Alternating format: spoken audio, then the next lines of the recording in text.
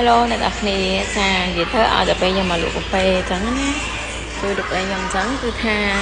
ខ្ញុំតែងតែចាអត់បានប្រើជាមួយនឹងចាទៅជួបមុខលក់មុខហើយរី apply សាន់ស៊ីម្ដងទៀតទេចង់និយាយថាអត់មានពេលអញ្ចឹងណាអញ្ចឹងពេលដែលយើងរវល់គឺយើងមានអានេះមានអានេះមួយគឺជាប្រភេទចា JM Solution ដែលមានមុខងារជួយចាពេលដែលយើងបាញ់ទៅលើមុខទៅគឺដូចប្រើនឹង sunscreen អញ្ចឹងនេះជាប្រភេទ sun spray ចាការពីកម្រិតខ្ញុំបាន50បូកទៅគ្នាណាសម្រាប់អ្នកដែលគាត់រវល់ដូរអីចឹងមានពេលទេគាត់ណាពេលខ្លះខ្ញុំនៅផ្ទះខ្ញុំខ្ជិលខ្ញុំរវល់អីចឹងគឺខ្ញុំបាញ់វាចាអញ្ចឹងរបៀបថ្ងៃឡើងចឹងណាគេថាយើងលាបពីផឹកហើយអញ្ចឹងវារក3 4ម៉ោងម្ដងអញ្ចឹងបងប្អូនបាញ់ម្ដងទៀតចឹងចាខ្ញុំមិនប្រើយើងប្រឡប់ពីណាហើយយើងបាញ់វាយ៉ាងឆ្ងាយនេះ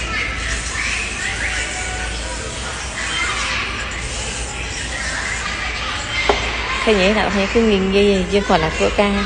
បាញ់ទៅលើមុខទៅយើងទទួលបានជាមួយនឹងការដូចយើងលាប sunscreen អញ្ចឹងចាហើយមួយវិញទៀតអ្នកនរគ្នាដឹងអត់បន្ទាប់ពីហ្នឹងផងដែរចាគឺខ្ញុំប្រើអានេះដែរអានេះជាប្រភេទចា serum spray 3 in 1របស់ប្រទេសកូរ៉េសេអ៊ូនេះអានេះគឺខ្ញុំធ្វើការបាញ់ដែរនិយាយទៅ1 ម៉ោង 2 ម៉ោងអ្នកនេះបាញ់វាចឹងអ្នកនេះស្រាប់នេះគឺអ្នកនេះបាញ់តែមួយថ្ងៃម្ដងក៏បានដែរបានហើយចឹងហើយនេះជាប្រភេទចា spray serum វាមានមុខងារច្រើនហ្មងស្រីនេះគាត់ណាជា serum ផងជា spray ផងចាតែបើឲ្យជួយការវាជួយការពីកន្លែងថ្ងៃអត់ទេណាចាអញ្ចឹងគឺបាញ់វាពេលដែលយើងបាញ់ទៅលើមុខអ្នកគ្នាវាជួយឲ្យមុខយើងចាមានសំណើម